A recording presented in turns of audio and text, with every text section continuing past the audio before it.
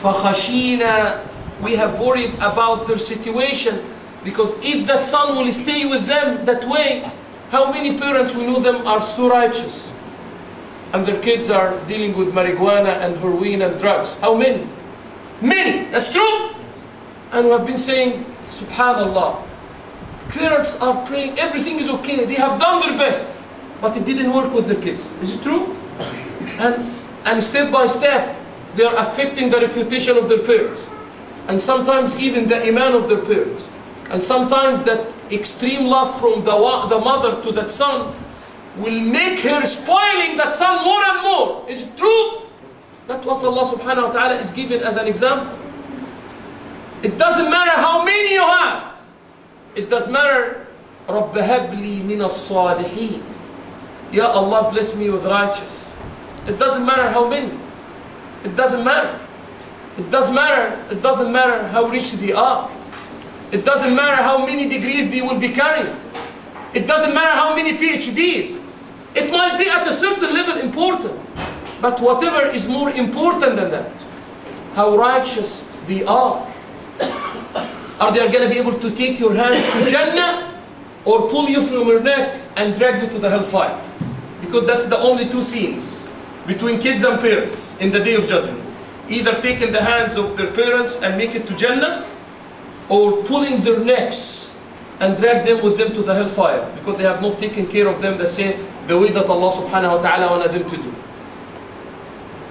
We'll have inshallah subhanahu wa ta'ala the two stories for the next session inshallah, because that will handle our daily activities, and you will see how the stories are touching daily and minute basis actions of our life, and what we have to come up with if we are worrying about our kids. Because Allah subhanahu wa ta'ala made it very clear in the Quran.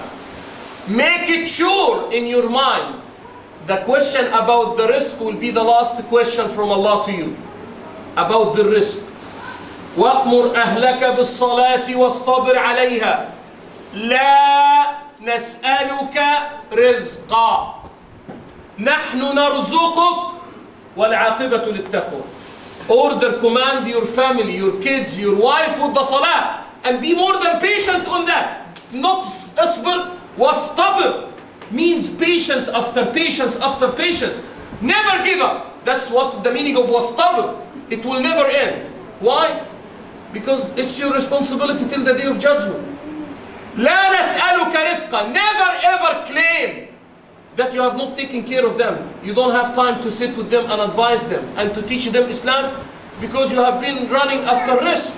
That's what Allah is saying. لا نسألك رزقا نحن نرزقك. Your risk is being given by Allah. Are you talking about the risk? Allah is giving you the risk and giving them the risk. You are only a tool. Take care of your risk the way that will not shortcome in the rights of your wife and your kids.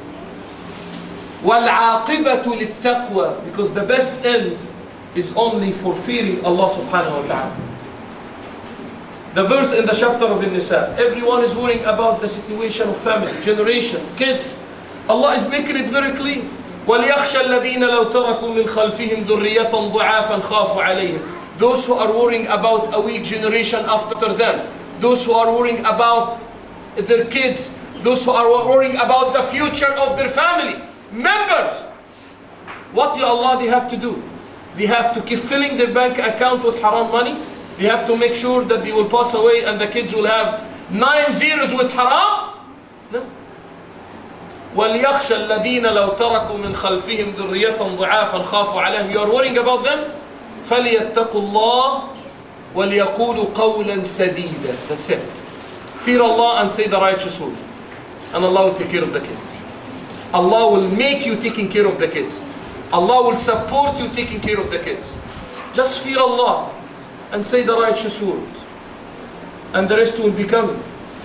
Don't ever deceive yourself just like what I can do. I have been running, I have 2 jobs, I have been trying to do my best. You are spoiling them. And I never ever forget that scene. You are spoiling your life, thinking that the best for them, and pulling your neck. That's the only other scene before Allah in the day of judgment. Ya Allah, they will say, Ya Allah, our parents have not taken care of us. I have done my best to get you the risk. We have never, Allah is giving us the risk. Don't say that's not what Allah subhanahu wa ta'ala has made you our parents for. Allah has given you us as a trust, amana. And Allah will ask you what you did in this amana. Have you taken care of based on Allah subhanahu wa ta'ala's rules, conditions and terms or not? And if not, pulling their necks and drag them to the hellfire.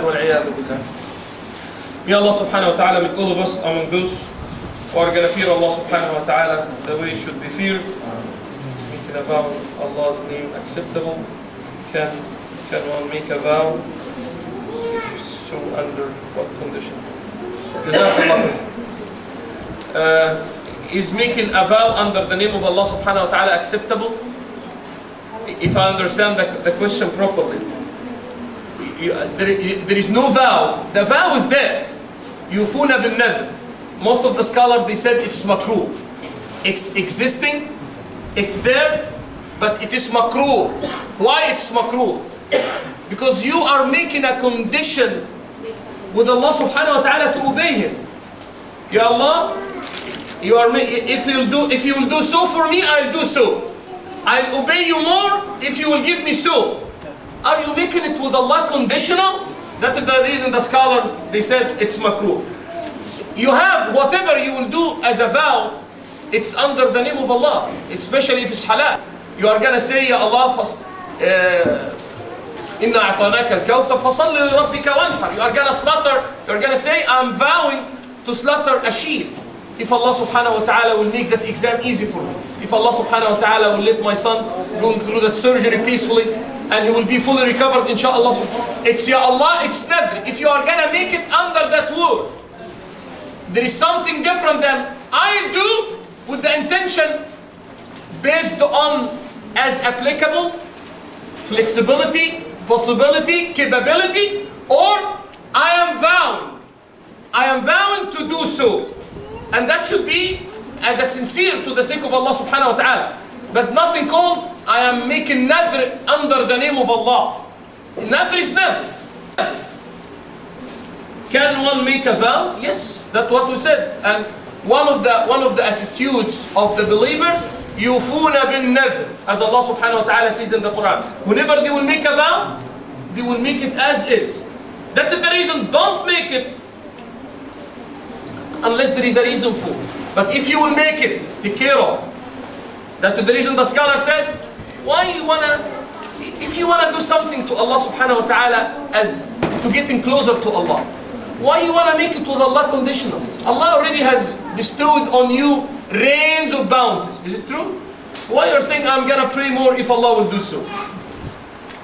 Is it the vow? That's the meaning of the vow. Ya Allah, I'm gonna make the night prayer 2 hours instead of 1, for example, or 4 hours. I'm gonna pray a whole night if I'll pass the exam of next Saturday, for example. Why? Pray the whole night.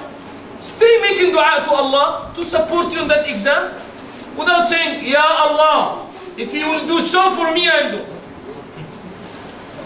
It's a conditional agreement with Allah. That's the reason the scholar said it's makruh. It's not desirable. But if you will make it, stick to it as far as it's halal. If so, under what conditions? As we said, you can do vow. I said it's not recommended, as the scholar said, but if you will do it, make sure that you are vowing something halal. And if you will say it, make sure that you are not with the intention testing Allah. And you will do something that you already have in your mind that if it will happen, you will do it. I'm gonna slaughter 2 cows. You have in your mind you can slaughter 2 cows. Don't do something that's impossible in a way that you are testing Allah or challenging Allah subhanahu wa ta'ala. Allah is the upper hand. Allah will bring it to you. So you will be in that trap, so you have to fulfill the vow. You have to do it the same way that you have made it. As we said, unless it's haram, you will not do it and you are going to pay kafar.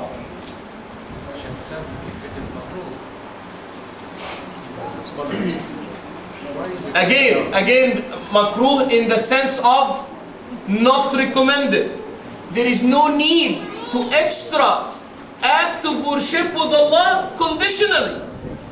Just أولئك كانوا يسارعون في الخيرات. You can increase your ibadah and make dua to Allah. Why I'm gonna make it to Allah? The problem with the people who are making vows, that's usually, and those who made it before, just concentrate on what I'm gonna say.